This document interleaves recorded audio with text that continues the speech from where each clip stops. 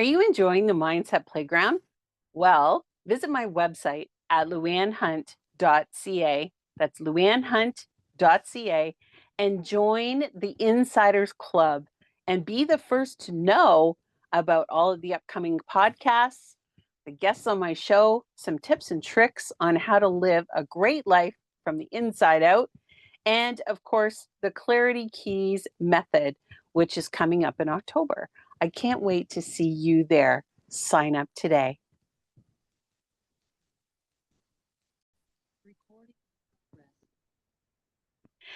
Hey everyone, welcome to the Mindset Playground, where you're going to get your daily dose of positivity. And I'm your host, LouAnne Hunt.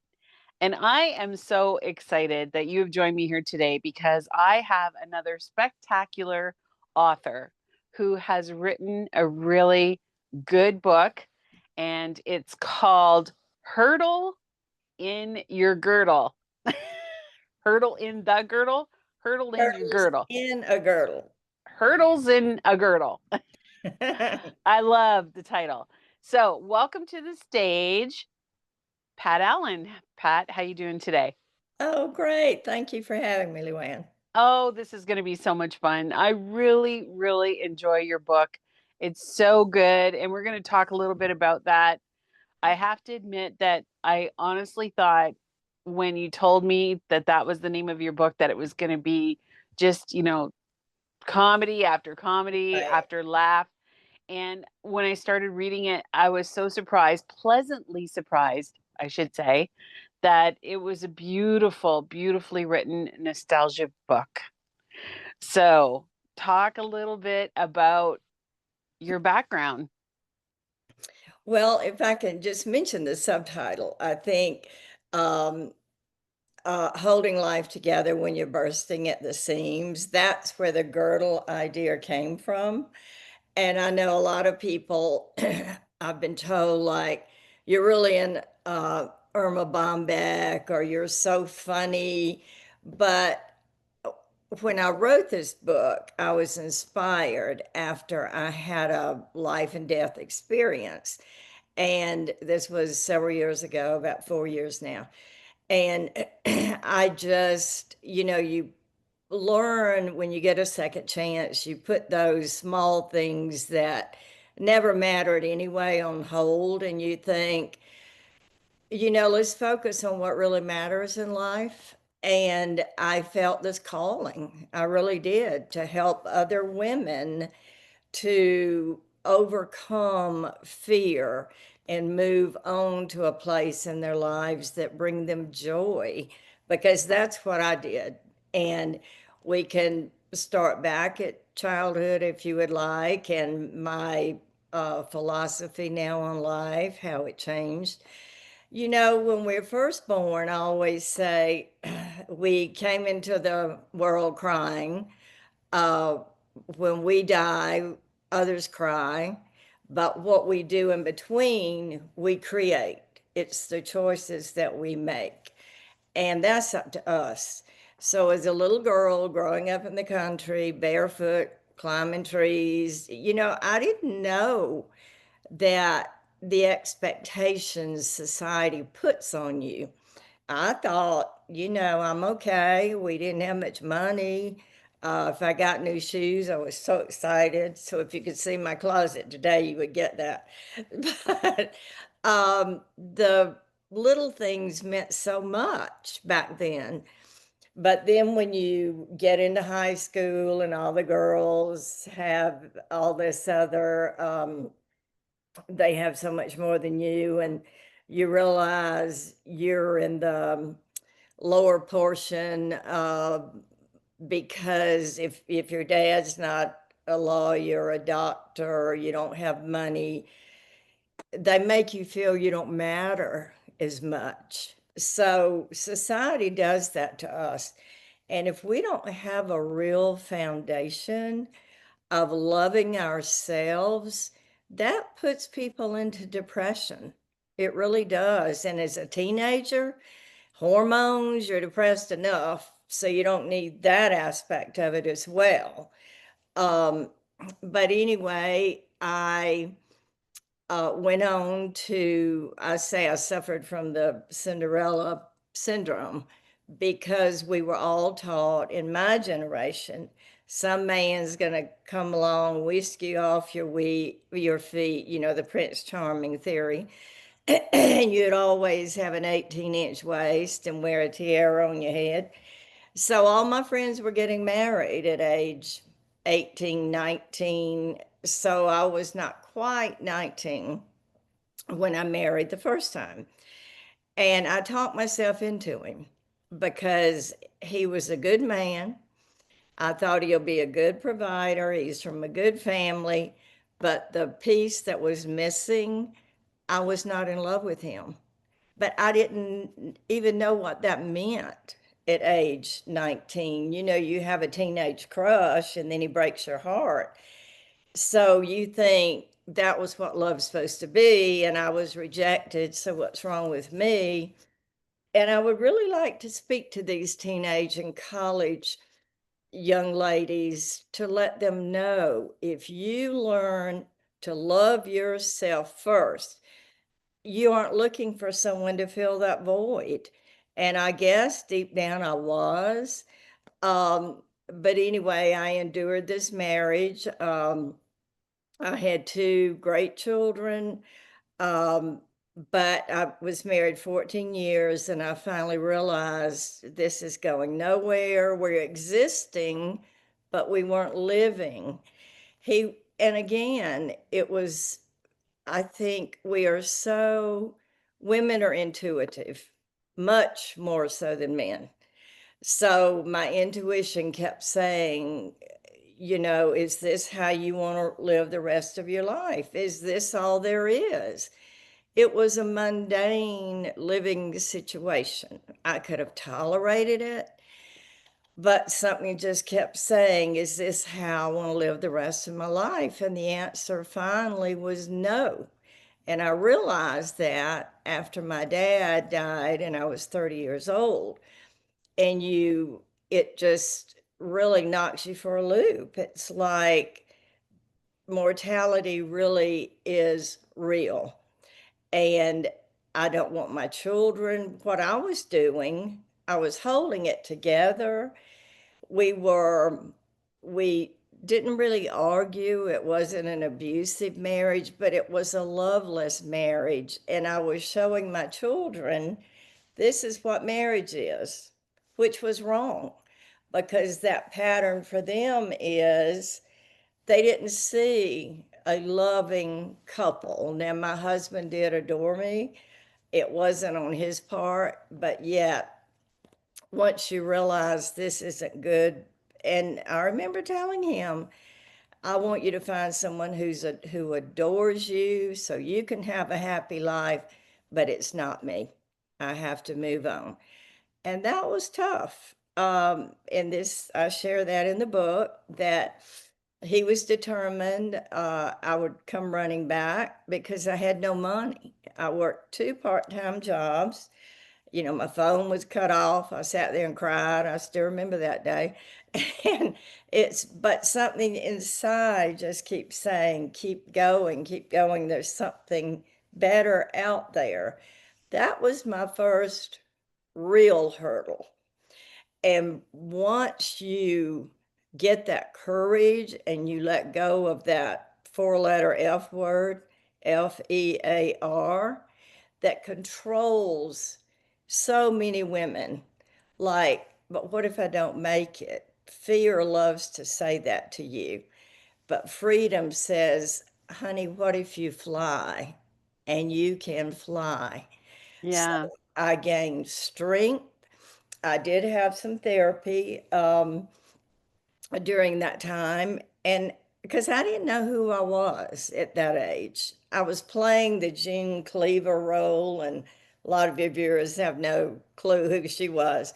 Leave It to Beaver, where you're high heels, dressed all day. He comes home, the three um, plus dessert on the table at 6 o'clock. I played a role, and that's not who I was. I did not know who I was. So I went on after the book, no, before the book, to become one of the Jack Canfield coaches, and so that I can speak to people and help them understand. I gained such courage during my divorce that I never would have found if I had stayed. And that courage and self love led me to a wonderful marriage. After 3 years, I was divorced 3 years, to a wonderful man, and we just completed each other. It was perfect. If there's a perfect marriage, we supported each other. My kids got to see what real love was like. I knew I was, we just loved each other the way married people should until he passed away. So Right. then, Is that when you decided to write your book? well, when I decided to write the book was after the life and death experience. And again, I felt this calling. It's like, okay, you've made it. You've had a great marriage. You've had a great career. I was more successful than I ever thought I could be because I remember when I first married, I was making $300 a week. And uh, by the time I went through all of these growth periods, I mean, I had a multi-million-dollar company that nobody could have ever told me, this is what you can do. And LouAnne, the one thing I've learned, and I want women to understand, is once you jump the first hurdle and you gain confidence, the decisions you're going to make once you love yourself are totally different from the ones that you make if you're looking for someone else to fill that void inside you. That will never work.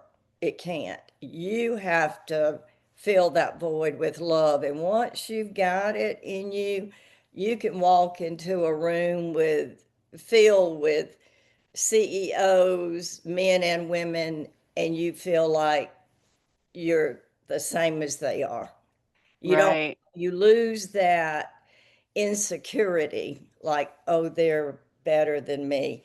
But had I not, I mean, I had a series of hurdles that I had to jump, as you can read in the book. And had I missed one of those, I would not be where I am today. So, how was it while you were writing the book? How long did it take you to write this book? You won't believe I wrote that book like 3 months. Really? I would sit in my sunroom in my pajamas at 8 in the morning, have my coffee. I would not get up. Sometimes I'd go to bed still in those pajamas because when you do a memoir, you have to go back and you're reliving it, which was difficult many times. Uh, but you can't stop, because if you stop, you can't, if you write from the heart, which is what I did with this book, you can't go back and grab that piece. You have to let it flow, and it Right. flowed.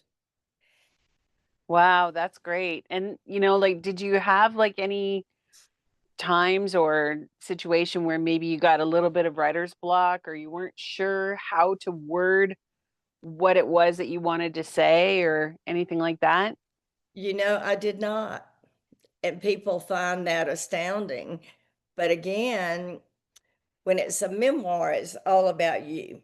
And once you get into the heart and soul, just like I talk about the goat man, that was one of my chapters. And that man meant so much to me as a little girl. And what he went through was just horrible because he was made fun of. He was, um, somebody killed one of his goats and barbecued it and brought it to him. Horrible people.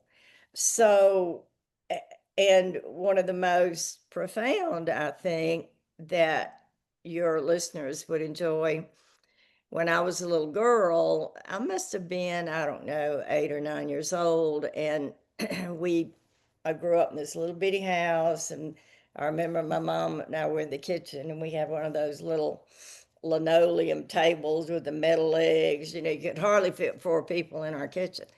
But there was a knock on the back door, and it was this big black man. And I had remembered seeing him before, with my dad and stuff. And so my mother said, Big George, what are you doing here? And he said, Oh, I'm here to help Mr. Bill. And she said, No, what are you doing at my back door? You come in my front door and I'll let you in. Wow. So you think, I think parents don't realize the importance they have on teaching children. So I've never been prejudiced, and I would go and talk to Big George in the front yard and say, do you have children and can you bring them over to play with me? And he was like, oh, your neighbors wouldn't like that. So that's when I realized we were so divided. And when I finally took my first job as a med tech working in a doctor's office, this was in the 60s, late 60s, we still had colored waiting rooms, we had colored bathrooms. I mingled with all those people. Those two black women became my good friends.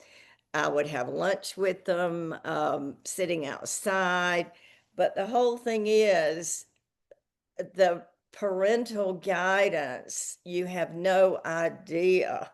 Just that one thing in my kitchen just set me for life. Like, you will not be prejudiced. And I love the lady who cleans my house. I used to do it until I could afford not to, as much as I love CEOs who are my friends. We are all people who deserve to be loved. That's wonderful. And I love your story about the lady that you met in the hospital and how you had to go draw Oh, blood. That is a wonderful story about how you didn't realize that she was hearing yeah, impaired. she was a deaf mute. But that in itself, and I am a very spiritual person. I am guided, I know, by the Holy Spirit, because if you really read other stories in the book, I would think I'm on a mission to do something else. And then I realized, God, you sent me here to help this person. And I have helped people that, it and I don't know why I was picked. I mean, like the lady in the hospital, that warmth that came over me before I ever opened that door. I just was there to draw blood from some patient, but there was this love, warmth for ever who was behind that door. And that, I know I meant so much in her life. And she had no family, so visiting her, it meant everything to her. And to help people, to share your love, that's really what this life is about. The purpose is to help other people find their purpose, but to share and spread love and let people know that they are loved. Women who stay in these marriages that they just are afraid, and they just feel like, well, I made a mistake, but I can endure it. I could have endured it, but look at my life and where it progressed Right. because I had the courage. So the whole point of that book is, don't stay stuck. Nothing good comes from being stuck. And if life gives you a wake up call, don't send it to voicemail. I love that. That's great. And that's what I expected from the book. Yeah, yeah. But there you go. It's still, I mean, it's you. And I really enjoyed reading the book for that reason. So what's next for you? Well, I'm going to do a TEDx talk, and I have spoken to some women's groups that was well received. But I also want to do a sequel to the book. And the sequel is going to be sort of like Chicken Soup for the Soul, because now everybody knows me. If they read my book, there's no more I have to say. But I want to share your stories of how you overcame a hurdle, because when women hear it over and over, well, if she can do that, I can do that. And Hmm. it gives them courage. And I mean, there have been women who've gone through a lot more trauma and grief than I have. And I want other women to know you can move on. You can have a fulfilled life, even though you go through grief, which I did. Um, but I want other women all over the world, and I've already got people in other countries wanting to share. But I think I'll call it Hurdles in a Girdle, size small to XXL. So, and there is some humor in my book, but not. That's why the subtitle matters, because we all wear an invisible girdle. Every single woman I know is wearing one. And it's just time to loosen it, let the thing fall off, and be who you are and have a joyful life. And you can do that. Oh, that's wonderful. That's so wonderful. And that's great that you have such a great message in there for not actually not just women, but Well, you're right. I think that this would be a good book for men to read as well. Well, you know what's funny about that? I live in a little small mountain town, Highlands, North Carolina. And one of the first men who read it called me to say, I I love your book. It was so inspiring. I'm giving it to my daughter, my granddaughter, and some man I saw at the post office here. I'd never met him before, and he said, I loved your book. I just finished reading it. And some of the really good reviews on Amazon are from men. So, yeah, it's just, I can start out talking about anybody in here wearing a girdle. Oh, just that man in the back row, because they do invisible girdles. But Oh yeah. since the book has a pink girdle on it, that's why it's really geared more toward women. But everybody goes through this. Everybody has hurdles, and some just look at it like, no, I'll stay where I am because I'm afraid. What will people say? What if I don't make it? Um, who do I think I am that that I deserve better? Well, you do deserve better, and I want you to have better. Listen Wow. to that intuition, because it's there. It's there. Wow. That's so great. And what a great message for not just, something that women can enjoy, but I like the fact that you want to pass it on through generations Yes. and that it's going to be passed on because our generation, and I say ours, I was born Yeah. in the 60s. So our generation is so completely different than the generations now. Oh, And absolutely. they'll never, ever understand or experience what we experienced No. as far as growing up in, a small home with maybe a telephone, but a rotary dial telephone. And Francis. you know, and it only costs a dime to use the That's payphone and, right. you know, Yeah. and these things they're so nostalgic and it's like going back in time when you talk about it. And I don't know if time is, what do you think? Maybe time was easier back then. I don't know. Oh, I think it was when you could and let your children play in the yard without fear. And that you came together and sat down for dinner and you talked. Now, and I'm still amazed when I go out to restaurants and whatever, every single parents and kids are on their phones.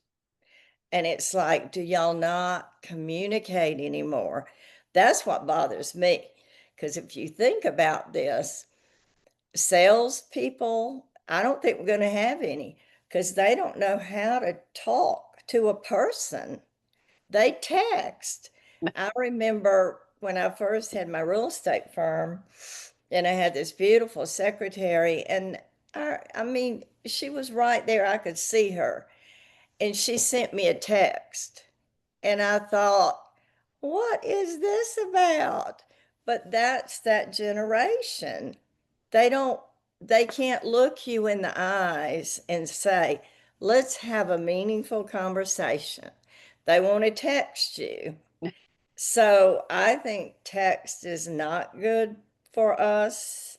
We've got to have interaction with our friends and our family. Um, and it's it was so much easier back then. I don't even know. I mean, I know there's got to be an answer to what's going on now, but I don't know how you go back. I don't. Yeah, I know. And it's just everything.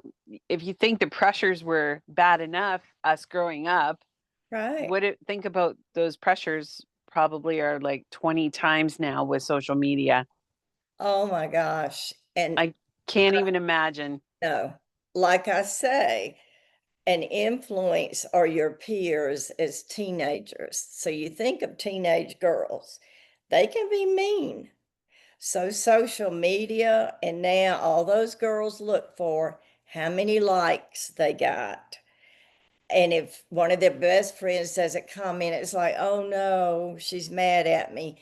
So they're so tangled up in this web that should not exist. That really is bad, especially teenagers. And the suicide rates are up. And we've all heard the stories of girls who've killed themselves because they felt like they weren't good enough. They didn't matter. They weren't pretty enough. They weren't smart enough. And that's so wrong. Or they're stuck.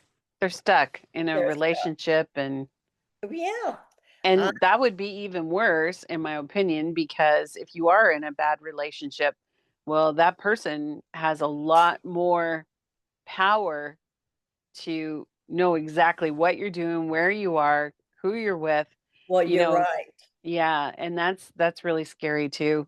It is Yeah, like spyware.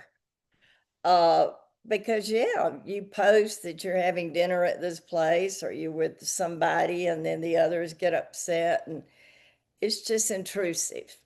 It's right. really intrusive in your lives. But I'll just tell you a quick funny story back to me writing the book and when I was in the hospital. And I woke up alone in the hospital room. Um, and I had tubes and stuff. And I remember when I could open my eyes, I saw this wallpaper border and it was little sailboats. And I thought, well, that's kind of cute, but it's kind of weird. So then I went to the bathroom with my pole, you drag it across the floor. And so the toilet was like 12 inches off the floor. And it hit me and I thought, I'm in the children's ward. And I thought, oh no, I've died and gone to hell and I have to raise all these children. So, but I was on the children's board. And when I asked about it, they said it was because it was during COVID and Oh, they really were restrictive of who could get on that floor versus putting me on an upper floor. So, That was kind of funny being on the children's board. Yeah. Oh, geez. That's great. So I'm so excited for you because you've got another book in you, and so many people are going to, be able to also write in the book with you, which is going to be great, I'm Yeah, sure. And yeah, you're going to read all those stories, and you're just going to, I know you're going to be very, um, like, just a great mentor when it comes to that. So that's wonderful. So I'm thank loving your you. book, and Thank I'll make sure you. that the link is underneath your description here, so that if anybody is interested in purchasing one of your books, then they'll have the information, and also information on how to get in touch with you. And yeah, but before we finish this wonderful conversation, I always ask my guests for three golden nuggets. So, what would your three golden nuggets? I know you kind of gave them through the whole podcast, but what would you want to leave the audience with? I want to leave them with, first of all, love yourself. You you can either do it through spirituality, you can do it through therapy, find a coach, a mentor, because you just have no idea what a difference that makes. You, if someone hurts you or says something derogatory, you realize that's their issue. It's not mine. But if you don't love yourself, you go hide away like, oh my gosh, I'm not a good person or whatever. Number two, the role of parenting. Mo- Not just mothers, but dads, but the most important I know comes from mothering. And the the words that you say, the messages that your kids are seeing, just like mine did. And they knew how miserable we were. And later in life, and my kids are old, much older now, it's like, Mom, why did you stay as long as you did? But at the time, they were 9 and 12. So it was like, I remember my son saying, I'll just kill myself because he was so upset. Nobody back then wanted to be divorced. No kids wanted to say, my parents are divorced. My daughter ran to her dad, who said, this is your mama's doings, not mine. So therefore, they resented me, but I was strong enough. I knew there's got to be something better. And number three, uh, get right with God, because spirituality, once you've got it, you have got a shield that protects you because God is always on your side, always. Wow, those are some amazing inspirational nuggets. Good. Thank you. So, Pat, I'm so excited that you decided to join me on the Mindset Playground today. Thank you so much for taking time out of your busy schedule. I have thoroughly enjoyed Hurdles in a Girdle. And you're right, it's your tagline that makes Yeah. all of the sense. They're holding life together when you're bursting at the seams. How true is that? Amen. So, until next time, thank you so much for being a guest on the Mindset Playground. Thank you, LouAnne, so much. Bye bye.